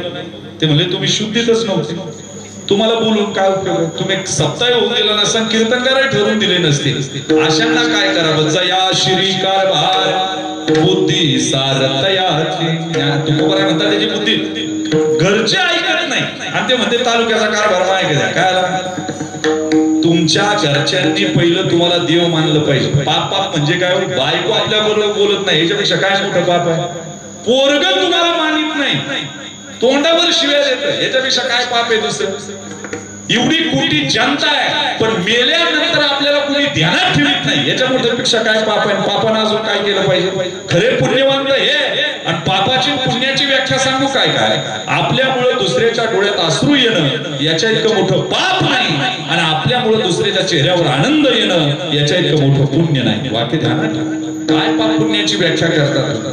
आणि म्हणून मी मगाशी बोललो, काही गावात बघा ना, आणि निसर्ग रिझल्ट देतो. वाक्य ध्यानात ठेवा, काही गावात काही पुढाऱ्यांना दिले, आम्ही असे पाहिले, मंदिर बांधायला त्यांच्याकडे राजेपण दिलं, इकडं मंदिर बांधायला सुरुवात झाली, तिकडे त्याचा बंगला सुद्धा बांधायला सुरुवात झाली. इकडं विटा पडल्या का तिकडे सिमेंट, इकडे स्टील पडलं का तिकडं अजून काही उतरवायचं. आता संडासला लग्वीला बसता येत नाही, रश्या टांगल्यात रश्या. त्याला म्हणलं ना तात्या कसं काय? ते म्हणतं मनका मनका. मनका नाही, देवानं दिला दणका येड्या तुला कळायला लय वेळ लागेल. निवडा बे खडे तरी दळण ओझ घडे. महिला वर्ग, तुम्ही दळण करताना खडे निवडिता का दाणी निवडिता? बोला बोला पटकन, मला आवाज आला पाहिजे. हा, तुम्हाला कळलं नाही मी काय म्हणतो? मला सांगा, दळण करताना खडे निवडिता का दाणी निवडिता? परत सांगू का? दळण करताना खडे निवडा, त्या कन्फ्युज झाल्या, खडेच निवडायचे असतात. प्रमाण सांगून गेलो की निवडावे खडे तरी दळण ओझ घडे. अशा लोकांना लांब फेकू तिच्या. नारी लज्जया साधूच क्षमया सर कमलेन रूप विमलेन धेनु शृंगेन. हे गाईला शिंग जर चांगली असेल तर तिला किंमत आहे, तर तिची धन्यता आहे. नाहीतर एक शिंग इकडं कोल्हापूरला आणि दुसरं सोलापूरला, जमत असतंय का? अशी कामाची नाही की अशीच पाहिजे. धेनु शृंगेन तसं नर गुणेन शोभतेच भूमी. नर गुणानं धन्य असला पाहिजे. म्हणून निळोबारायणी आज शिवाजीराव दादांच्या आईला धन्यता दिली. काय दिली? आज विविध कार्यकारी सोसायटीला 100 वर्ष पूर्ण झाली बरं का? ऐका, पण ही 100 वर्ष पाहायला कुणामुळे मिळाली? तर संस्थापकांमुळे. संस्थापक कुठून तयार झाले? आईच्या उदरातून. म्हणून निळोबाराय त्या आईला, बापाला धन्यता कमी आहे, बाप धाऱ्यावरच नाही. पोरग चालायला लागलं तुम्हाला आठवत नाही, आठवते? बृहद अरण्य उपनिषदामध्ये तो ऋषी म्हणतो, दिवसभरात बापानं पोराला एकदा मिठी मारली पाहिजे. इथं हात वर करा बरं, किती जण मारित त्याला बापानं? त्याच्या केसांचा वास घेतला पाहिजे, त्याला दीर्घायुष्य लाभतं. अरे तुम्ही मिठीच मारित नाही, मग वृद्धाश्रमातला आता घालून पाठवलं तर काय करावं मला सांगा बरं? कशासाठी रडायचं? काही नाही. मुंबईला मी जातो कीर्तनाला, दिवसा पोरं घरी नाही, दिवसा बाप घरी नाही, आणि रात्री पोरं घरी नाही. किती दुर्दैव. आणि जर पोरांना बाप दिसला तर तो फक्त रविवारी दिसतो. कधी दिसतो? मग पोरग म्हणतो मम्मी हे कोण? ती म्हणते तुझे पप्पा. ते म्हणतो मग इतर दिवशी दिसत नाही. मम्मी म्हणते ते संडे फादर आहे. कसे? हा, ही माझी रविवारी दिसणारा बाप. वाक्य ध्यानात ठेवा, किती दुर्दैव आहे. बापानं एकदा आईच्या गर्भधान भांड्यामध्ये बीजारोपण केलं की बापाचं काम संपलं. बृहदारण्य उपनिषद सांगते तुम्ही कारुण्य भावानं आशीर्वाद द्यायचे त्या गर्भाला, आणि पुढे जबाबदारी ती आईची. माझी आई बहीण, माझी ताई गरोदर राहिली की पहिला फोटो बेडरूम मध्ये लावते गोंडस पोराचा. बरं का? आता ते कोणाचं माहिती नाही, त्याच्यावर काय संस्कार माहिती नाही, त्याला काय कोणत्या कुळातलं माहिती नाही. तो फोटो आणायचा लावायचा, लॉ ऑफ अट्रॅक्शन म्हणतात त्याला, त्याच्याकडे पाहत राहायचं ना, असं पोरग आमच्या पोटी जन्माला आलं पाहिजे. अरे किती दुर्दैव आहे, मला सांगा किती दुर्दैव आहे. तो फोटो काढ, त्याच्या जागी शिवाजी महाराज, संभाजी महाराज, ज्ञानोबराय, तुकोबराय, नामदेवराय यांचे फोटो लाव, आणि असं पोरग माझ्या पोटी जन्माला आलं पाहिजे. म्हणून प्रार्थना कर, चांगलं लेकरू जन्माला येईल. का कळलं? खाण्यावर तुमचं सगळं अवलंबून आहे. युक्त आहार घ्या, नियमेंद्रियाशी साथ, गरोदर राहिलं की चांगलं खावं. विज्ञानाला सुद्धा मात दिली आईनं. रक्तदान करायचं असेल तर सेम रक्तगटाचा माणूस लागतो दादा, पण आईचं रक्तगट वेगळा आहे आणि बाळाचा रक्तगट वेगळा आहे. तरी बाळाला स्वतःच रक्त देऊन वाढवते, तिचं नाव आई आहे. वाक्य ध्यानात ठेवा. नाळ आतमध्ये तुटला तर बायोलॉजी सांगते एकतर पोरग वेड होतं, नाही तर मरत तरी, पण बाहेर येतपर्यंत नाळ टिकून ठेवते. बाहेरचा वारा लागला, बाहेरची ऊर्जा मिळाली की मग नाळ कापायचा. काय आईचं दैवत आहे. आयानं हा जबाबदारी आहे, काय खावं काय खाऊ नये. सासूबाई विचारते, बरं पहिल्या पुरी तरी सासूला आत्या म्हणायच्या, आताच्या पुरी सासूला आई म्हणतात आणि असं कचकून काम करून घेतात. तुम्हाला काय सांगायचं? आणि हे म्हणतात आम्ही रिटायर झालो, आता मोकळं झालो. मोकळं नाही झालं, जास्त पुसले तुम्ही. मला पोराला शाळेत सोडायचे काम कोणा काही, आणायचे काम कोणा काही, जमलं तर त्याला आंघोळ घालायचे काम कोणा काही, कपडे घालायचे काम कोणाकडे, झोपवताना गोष्टी सांगायचे काम कोणाकडे, भाजी आणून द्यायचे काम कोणाकडे, चिरून द्यायचं काम कोणाकडे, जमलं तर करून द्यायचं काम कोणाकडे. आणि म्हणते आम्ही मोकळे झालो. काय मोकळे झालो? उलट जास्त गुंतले तुम्ही. काय गुंतले? जास्त गुंतले. तुम्हाला कळत नाही. मला सांगा, ती सासू विचारती पुरी काय खावं वाटतं? ती म्हणती मम्मी पाणीपुरी पाणीपुरी. काय ती पाणी, काय ती पुरी, काय तो भैया तो 2-2 वर्ष आंघोळच करत नाही, फक्त आंघोळीची गोळी खात राहतो. आणि तो आंघोळ करत नाही म्हणूनच पाण्यात हात फिरवला का त्याला टेस्ट येते. खात जा, आपलं काही म्हणणं. पायात घालायच्या चपला काचेत विकल्या जातात आणि खायचे पदार्थ गटारच्या बाजूला विकले जातात. एवढा महाराष्ट्र दरिद्री झालेला आहे, तुम्हाला अंदाज नाही. आज माझा तो विषय नाही बोलण्याचा, मला बोलायचंय नाही. पण जाता जाता तुम्हाला मी एकच सांगेल, आईवर मोठी जबाबदारी. फार आईला धन्यता दिली. मला सांगा, आणि कोणत्या आया धन्य झाल्या? रावणाचं रामाचं युद्ध झालं. युद्ध झाल्याबरोबर रावण मारला, युद्ध जिंकलं. आणि जिंकल्याबरोबर सुग्रीव, अंगद, नळ, जांबवंत सगळे बसलेले आहेत. आणि हनुमंतराय बाजूला बसले. विचारलं, हनुमंता काय रे, काय विचार करतो? देवा विचार हेच करतो, तू ज्यावेळी अयोध्येत जाशील त्यावेळी माझी आई तुझ्याकडे येणार आणि ती तुला विचार येणार आहे, एवढा मोठा समुद्र कुणी उल्लंघन केला? माझं नाव सांगायचं नाही. लंकेचा शोध कुणी लावला? माझं नाव सांगायचं नाही. लंका कुणी जाळली? अजिबात माझं नाव सांगायचं नाही. पण माझी आई पुढचा प्रश्न एक विचारेल की रावणाला कुणी मारलं, ते सुद्धा तू मारलं हे सांगू नको. जमलं, दोघांचं अग्रीमेंट झालं. रामराया परत आले, राज्याभिषेक झाला. अंजनी माता आली आणि अंजनी माता विचारत होती, रामा समुद्र एवढा मोठा समुद्र 7 योजन कुणी पार केला रे? राम गप्प. लंका कुणी जाळली रे राघवा? राम गप्प. अरे सीतेचा शोध कुणी लावला? राम गप्प. पण शेवटचा प्रश्न विचारला, रावणाला कुणी मारलं राघवा? आता अंतरीचे धावे स्वभावे बाहेर. म्हणले मीच मारलं. अरे मोठी वळल्या अंजनी मातेच्या डोळे लाल झाले. म्हणली जर तुला रावणाला मारावं लागलं तर माझा हनुमंत काय झोपला होता का? आणि त्यावेळेस कळाला आई एवढी वज्र देहाची. म्हणून असं म्हणतात, लहानपणी दूध पाजताना एक दुधाची चिळकांडी दगडावर उडाली होती धारा, तर दगड फाटला होता. काय झालं? एवढं अंजनी मातेचं दूध इतकं कट वज्रदेही होतं. आणि त्याच्यामुळे राम भक्त प्रत्येक जागी निष्ठा भरलेली. वाक्य ध्यानात ठेवा. गांधारी भिडा द्यायला हत्तीवर बसून आली. कोणाला? कुंतीला. बरं का? आणि कुंती रडती, म्हणती बाई मी पांडवांची आई, मी राजमाता, देव आमच्या बाजूनं, सुई एवढी आम्हाला जमीन नाही आणि हत्तीवर बसून भिडा द्यायला आले, मी पायी जाऊन जायचं. ते पाहिलं भीमाने. आणि भीमाचा आईवर लय जीव होता. इतका जीव होता तुम्हाला काय सांगायचं. भीमा आडदांग होता पण आईवर जीव होता. आणि भीम किती आडदांग होता, एकदा तर अश्वमेध यज्ञ केला बरं का. आणि सगळे ब्राह्मण जेवाय बसले. हा गदा घेऊन फिरायचा पंक्तीत आणि त्यांना दम द्यायचा, सगळं संपवा. नाही तर डोक्यात गदा घाली. माय काय पाहता, जुलाब चालू झाली त्यांना. ते म्हणले तुमचा संकल्पही नको आणि तुमची पंगतही नको. कृष्णा याला आवर. कृष्णाने त्याला बोलवलं, भीमा आपण राजसूयज्ञ केला देवा, पूर्ण झाला तुलाच माहिती देवा, घंटा वाजली नाही देवा. म्हणले बघ गंधमाधव पर्वतावर गंधमाधव ऋषी आहे, त्याला घेऊन ये बरं. मला आता जातो त्याला उचलून आणतो. गेलं ते गुहेत, ते गंधमाधव ऋषी गुहेत राहायचं. असं नाक धरलं, गदा इकडं, त्याच्या अंगाचा घाण वास येतो त्या ऋषीच्या. म्हणला का रे का नाही आला आमच्या यज्ञाला? ते म्हणले भीमा येऊन तरी काय केलं असतं, माझ्या अंगाचा असा घाण वास येतो, ब्राह्मण जेवले नसते, तुमचा यज्ञ पूर्ण. आणि मग म्हणला भीम म्हणला खरंय, पण तुझ्या अंगाचा घाण वास काय नाही येतो? म्हणजे त्याला पूर्व इतिहास आहे भीमा. मागच्या जन्मात मी राजा होतो, एक यज्ञ केला आणि ब्राह्मण जेवाय बसले का तलवार घेऊन फिरायचा. काय तुम्हाला कळलं तर बघा, नाही तर उद्या कळलं. काही नाही, तसं संपत आलं कीर्तन. ते म्हणले मग भीमाला कळालं आपल्याला इंजेक्शन घ्या, इकडे पाठवलं. भीम अर्धांगेस. आणि भीमानं आईला सांगितलं, आई रडू नको, बघ तू भीमाची आई आहे, मी तुला चिखलाची हत्तीन करून देतो, त्याच्यात प्राण टाकतो, त्याच्यावर बसून तुझा इतिहास सुद्धा तुझे पवाडे गाई. आणि तिथं जिवंत हत्तीवर बसून आली, पण पांडवांची आई चिखलाच्या हत्तीवर बसून विडा द्यायला गेली. त्यांना हत्ती बनवायला घेतला, त्यात प्राण टाकणार तेवढ्यात कृष्ण आला. अर्धा बनूनच झालं होतं. कृष्ण म्हणला काय करतो रे? म्हणला काही. आता कृष्ण लय अवघड आहे. राम सरळ. रामाचा जन्म दुपारी 12 वाजता, याचा रात्री 12 वाजता, त्याचा राजवाड्या, त्याचा बंदी खाण्यात, तुमचा आमचा दवाखाना.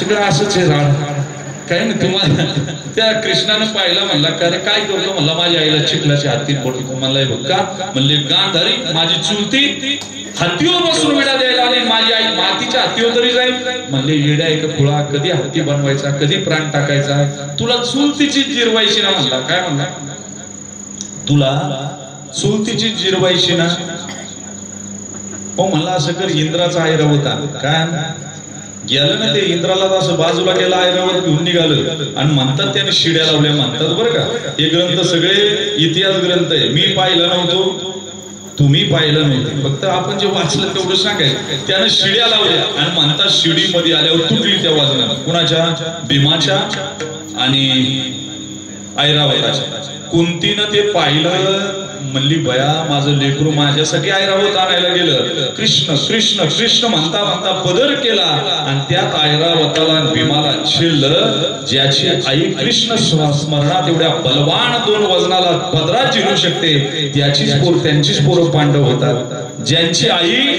एवढी बलरामाला जाब विचारू शकते तिचाच हनुमंत राम भक्त होऊ शकतो आणि ज्याची आई नंदा दीपाप्रमाणे जळली फुलपाखरासारखी जगली मेणबत्ती सारखी तिळा तिळानं खपत राहिली प्रकाश इतरांना देत राहिली माझ्या चंदनी खोडाचा मंत्र झिजणे झिजणे अरे झिजत राहिलं पण शीतलत्व गंधत्व दुसऱ्याला दिलं त्यांच्याच पोटी शिवाजीराव दादांसारखं लेकरू जन्माला आलं आणि म्हणून त्यांची माय प्रसवली अभंगाच्या पहिल्या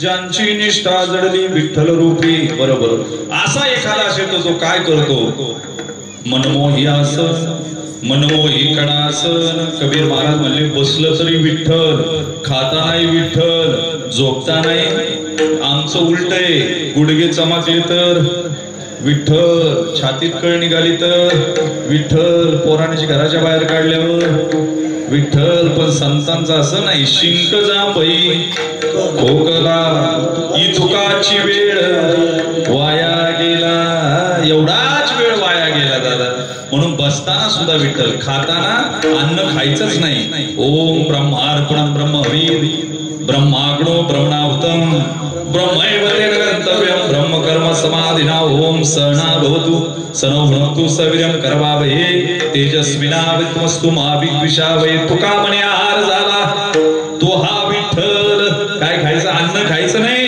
विठ्ठलच खायचा बुवा याला म्हणावं जेवण बरं का भजन हेच भोजन आहे पण लोकांनी भोजनाला भजन ठरवलं हे दुर्दैव काल माझ्या शेजारी काल्याचं कीर्तन संपलं एक जण जेवायला बसला बोर्ड घातलं तो गोडा उठच होईल तरी जिलेबी आल्यावर म्हणला 2-3 हेडे ठेवाच बासुंदी आल्यावर म्हणला 1 ग्लास ठेवा म्हणलं पुढे ठेवशील म्हणलं तुमचं चालू द्या तुम्हाला मी त्रास दिलाय का काय पण म्हणलं ठेवशील पुढं तो म्हणला तुम्हाला काय घ्या नाही जिलेबीच्या पुंगळीत बासुंदी होती काय पण खाई काय दुर्दैव मला सांग, खाण्यासाठी काय तुका म्हणे आहार झाला तो हा विठ्ठल. बरं झोपताना सुद्धा विठ्ठल प्राण त्याच्या ताब्यात द्यायचा, सकाळी तोच परत टाकतो.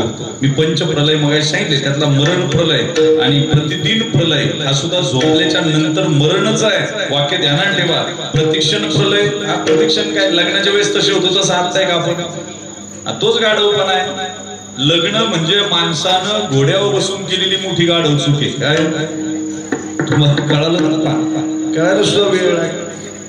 तसं नसतंय ते. आणि म्हणून झोपताना सुद्धा विठ्ठल विठ्ठल भोजनी विठ्ठल शयनी नवी संपत्ती त्यांचे सर्व काम पूर्ण मनोरथ करील हा नाथ पंढरीचा. ऐका ना, याच्यासाठी एकच अभंग भाव उचनीचे काही नेने भगवंत तिष्ठे भाव भक्त दे पुण्यादासी पुत्र कन्या दैत्या घरी चर्म रंगू लागे. आणि हे सोडा सगळं. अरे या माऊल्यांना विचारा, बाळंतपण करणं किती अवघड असते. संतांच्या बायकांची बाळंतपण देवाने केली, याच्यापेक्षा काय केलं पाहिजे. त्यांचे सर्व काम पूर्ण मनोरथ करील हा नाथ पंढरीचा. ऐका ना, एका सामान्य कुटुंबातून वर आलेलं रोपट, साखर कारखान्यापासून बँकेचं जाळं भिंत, माझा शेतकरी बांधव नेहमी सुखात राहिला पाहिजे म्हणून धरणाचं नियोजन करतं. हे कशामुळे सिद्ध झालं, पाठीमाग त्या पिंडामध्ये परमात्म्यानं ऊर्जा टाकलेली असते. आणि ती ऊर्जा काय, त्याच्यासाठी त्याचे सर्व काम पूर्ण मनोरथ करील हा नाथ पंढरीचा. विठ्ठलासनी विठ्ठल भोजनी विठ्ठल शयनी नवी संपत्ती विठोबा रघुमाई.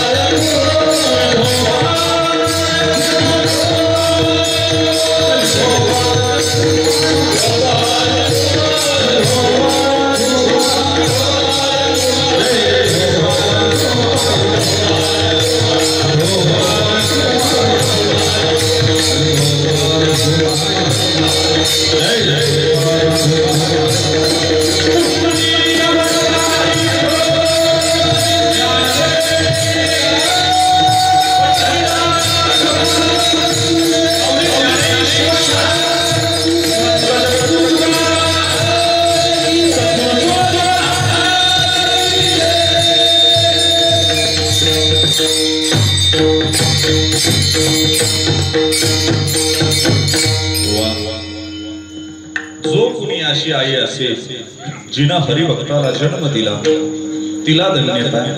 तो हरिभक्त बाहेरून कर्म स्वरूपानं काम करतो. विठ्ठलासनी विठ्ठल भोजनी विठ्ठल शयनी नवी संपत्ती. बरोबर. मग त्यानं काय, तो देव ऋणी होतो. सर्व कामे करीन सांगता चित्ती नाही आस त्याचा पांडुरंग दास असे भक्ताचे घरी कामे न सांगता करी. आणि मग तो येत असतो गड्या काही ना मागे कोणापाशी. ही अवस्था ज्याची आहे, नाही तुझं काही मागत संपत्ती आठवण चित्ती असू द्यावी सरलिया भोग येईल शेवटी पाया पेया भेटी अनुसंधाने. आता माझ्यासाठी आला करास रोकडी येणास नाही देवा. आता असंही राहिली नाही की तुम्ही माझ्यासाठी जन्माला या. इतका निरपेक्ष भाव त्याच्याकडे होतो की नाही. त्याची कीर्ती फक्त सरवड्यात होते असं नाही, फक्त राधानगरी तालुक्यात होते असं नाही, कोल्हापूर जिल्ह्यात होते असं नाही. वाक्य ध्यानात ठेवा, महाराष्ट्रात होते असं नाही. सोपी गोष्ट सांगू काय, मी जाता फक्त एक विचारतो, मला तुमचं नाव काय. विष्णू पाटील. तुमच्या वडिलांचं सीताराम त्यांच्या वडिलांचं अंबाजी पाटील त्यांच्या वडिलांचं आनंद पाटील त्यांच्या वडिलांचं रावसाहेब पाटील त्यांच्या वडिलांचं. तरी बरीच लांब मजल मारली आहे. एवढं आम्हाला सुद्धा जाता आलं नसतं. त्यालाच आपला खापर पंजोबा, ढिपर पंजोबा, ढोकर पंजोबा नावं सांगता येत नाही. ज्या रक्तानं कीर्तन करण्याची संधी दिली त्याच रक्त त्याला विसरलंय. वाक्य ध्यानात ठेवा. ज्या रक्तानं कीर्तन ऐकण्याची संधी दिली त्याच रक्त त्याला विसरलंय. ज्या रक्तानं कीर्तन वाजवण्याची संधी दिली त्याच्या रक्त पाठीमागचा आठवत नाही त्याला. पण काय संबंध ज्ञानोबरायचा ना आपला. 750 वर्ष झाली, काय रक्ताचा संबंध आहे. पण तरी सूर्य उगवला की त्यांच्या नावानं आणि मावळला की त्यांच्या नावानं. 450 वर्ष झाली. काय तुकोबरायचा ना आपला संबंध. वैकुंठ गमनानंतर आजही तुकाराम बीजेला डोळ्यातून अश्रू चालतात. काय कारण आहे? काय संबंध शिवाजी महाराजांचा संभाजी महाराजांचा आपला? काय शब्द वाक्य ध्यानात ठेवा. आता शिवाजीराव दादांचे चिरंजीव आहे, त्यांचे परत चिरंजीव वकील साहेब, ही सगळी मंडळी समाजात काम करतात. पण रक्ताचं नातं त्या कुळापुरत आहे. पण शेतकऱ्यांच्या रक्ताची नाळ काय 9 ते 11 एवढा भव्य समाज जमा होतो. याचा अर्थ स्वतःसाठी जगले नाही, ते जगासाठी जगले. वाक्य ध्यानात ठेवा. काल एकाने इंटरनेटवर एक पोस्ट टाकली होती, जोपर्यंत चंद्र सूर्य आहे तोपर्यंत ज्ञानोबर आहे तुकोबर आहे. मी खाली कॉमेंट लिहिली, पागला, जोपर्यंत चंद्र सूर्य आहे तोपर्यंत ज्ञानोबर आहे तुकोबर आहे नाही. जोपर्यंत ज्ञानोबर आहे समाधीत भजन करतात तरी तो भजन बाबा बाळचंद्र. जोपर्यंत ज्ञानोबर आहे समाधीत भजन करतायत आणि तुकोबरायच्या गाथ्यांचे अभंग घेऊन आमच्यासारखे कीर्तनकार गावोगाव जागवतात तोपर्यंत चंद्र सूर्य आहे. नाहीतर ब्रह्मघोळ भंगा जाय. आणि म्हणून अशांची कीर्ती दिगंतर राहते. 375 वर्ष झाली नामदेवरायांच्या समाधीला. मला सांगाना अख्खं घरानं समाधीत गेलो. विचार करा, जगाने इतिहासात नोंद ठेवली. ज्ञानोबरायची नोंद इतिहासात झाली, ज्ञान तुकोबरायची नोंद प्रत्येकाच्या मुखात झाली. आणि शिवाजीराव दादांची नोंद ज्या ज्या सहकारी संस्थांकडे तुम्ही पाहाल, ज्या ज्या सहकारी संस्थांमध्ये जाल, तुमच्या आडीनडीला सावकारांच्या घशात आपले दागिने आणि जमिनी जाण्यापेक्षा शिवाजीराव दादांनी फार पुढचा विचार करून त्या काळात या संस्था निर्माण केल्या. आणि म्हणून त्या वटवृक्षाखाली आपल्याला राहता येतंय. म्हणून धन्यता त्यांची जगात होते, यात नवल नाही. राधानगरी तालुका म्हणलं का शिवाजीराव दादांचं नाव निघाल्याशिवाय राहत नाही. हे वाक्य ध्यानात ठेवा. जसे यशवंतराव चव्हाण, वसंतराव दादा, तसे शिवाजीराव दादा सुद्धा एक रत्न तुमच्या गावात जन्माला आलं, या तालुक्यात जन्माला आलं आणि त्याचा सुगंध दिगंतात पसरला. अभंगाच्या शेवटच्या चरणात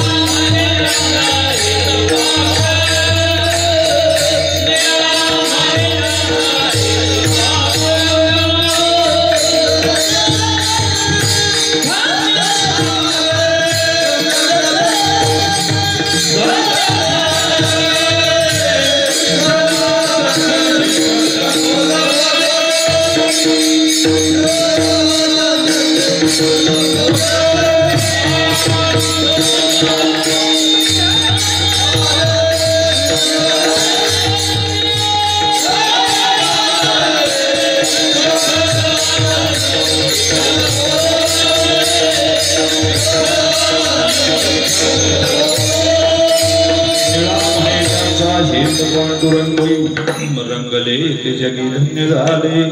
विठ्ठलासनी विठ्ठल भोजनी, विठ्ठल शरणी नवी संपत्ती. ज्ञानेश्वर माऊली ज्ञानेश्वर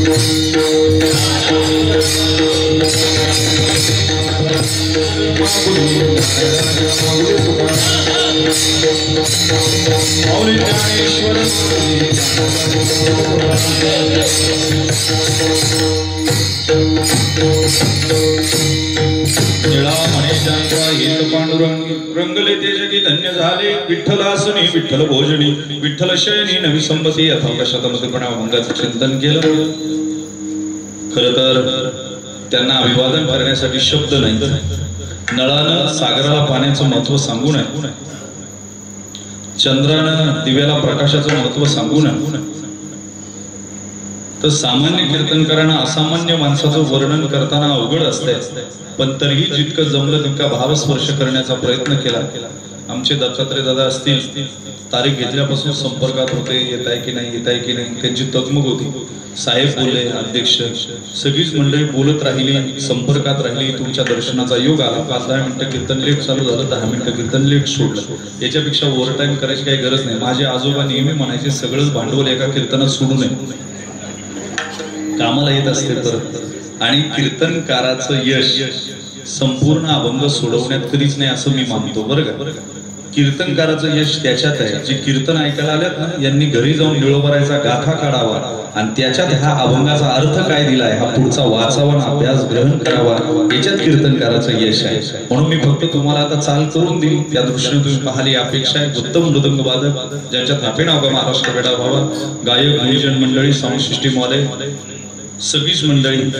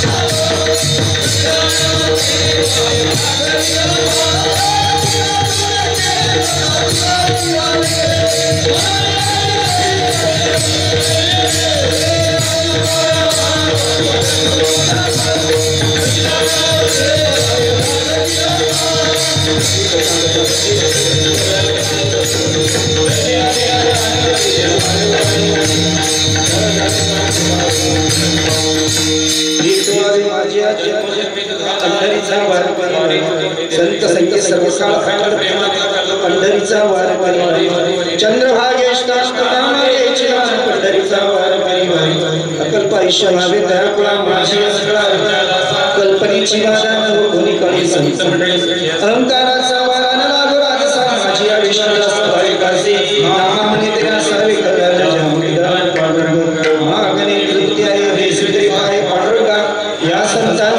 देवीची मजे आणि तुझे काही नाव देवा तुका मर्यादा उधार तो देवी पायी संतांची सूचना.